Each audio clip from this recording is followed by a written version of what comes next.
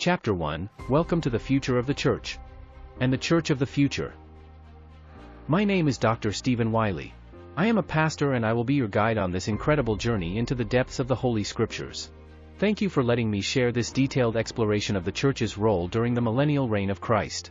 You will see that I have laid out a comprehensive scriptural argument addressing several key questions. Will the Church be present? In what form will it exist? What will its function be? And how will it differ from today? I have also tackled the intriguing question of faith's role in a time when Christ is physically present, as well as the basis for salvation during this period. From what you will gather, my perspective hinges on a premillennial view, where the Church, composed of glorified, resurrected believers, returns with Christ at his second coming to reign with him for 1,000 years. The idea that believers will serve as kings and priests, governing over mortal humans and guiding them in worship, paints a vivid picture of a restored divine order.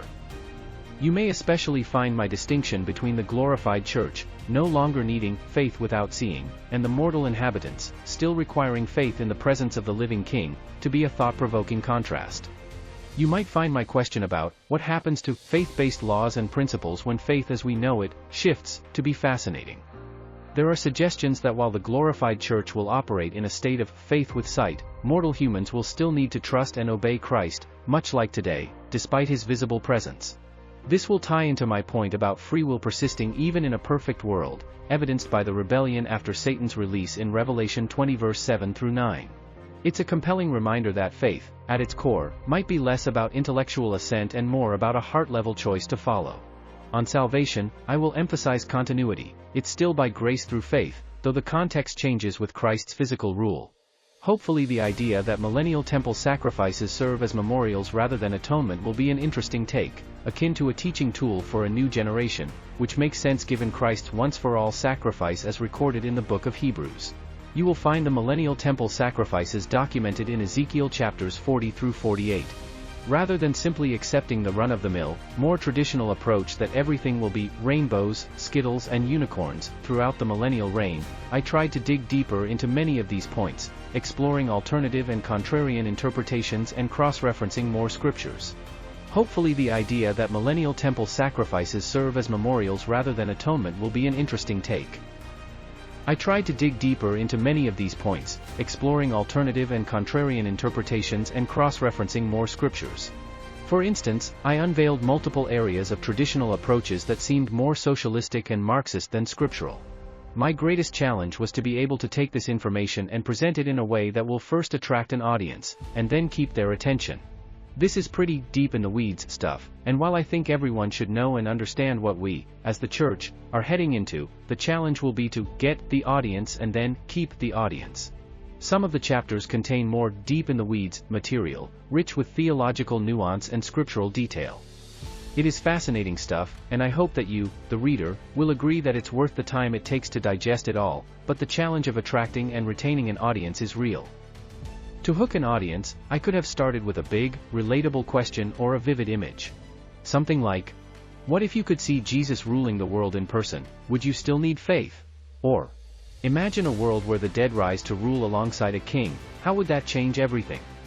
These kinds of openers tap into curiosity and everyday human wonder without diving straight into the heavy doctrine. Once I had your attention, keeping it could mean breaking the content into bite-sized, story-driven pieces. People love narratives, and I thought to maybe frame it as a journey.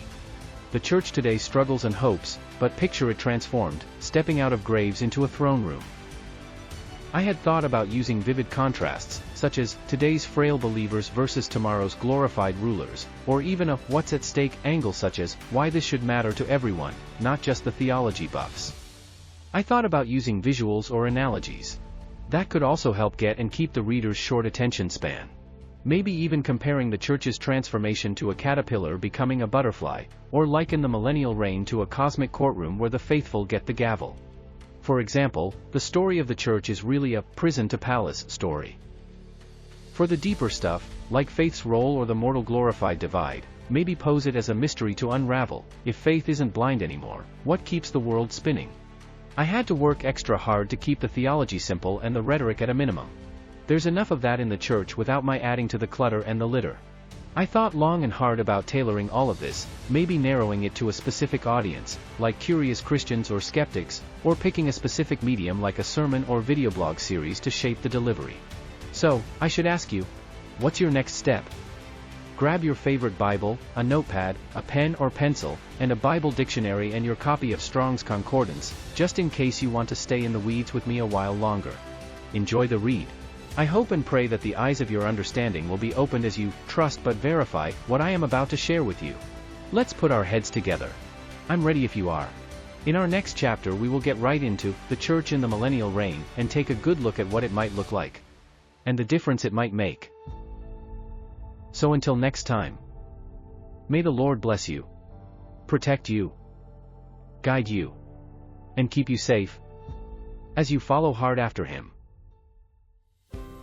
This is where it all starts. With your next steps. If this message has ministered to you, there are some things that you can do that would really help us out, and it won't take much of your time. Please give us a like, it forces the algorithms to let others know about this video. Would you please post a comment even if it is a short one? It means a lot to us and we read every one. Also, I know it's a lot to ask, but would you consider sharing this message with your friends? They will be blessed by the message as well. Subscribing means you won't miss any future updates or releases.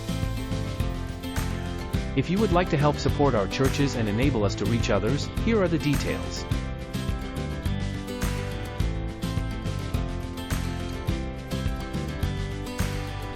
Scanning a QR code is not difficult, but every phone is a bit different and you will just need to figure out your system's way of doing it.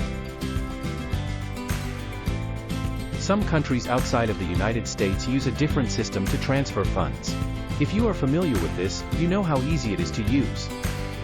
Zelle is the fastest way to send money inside the United States, and it is free to both of us.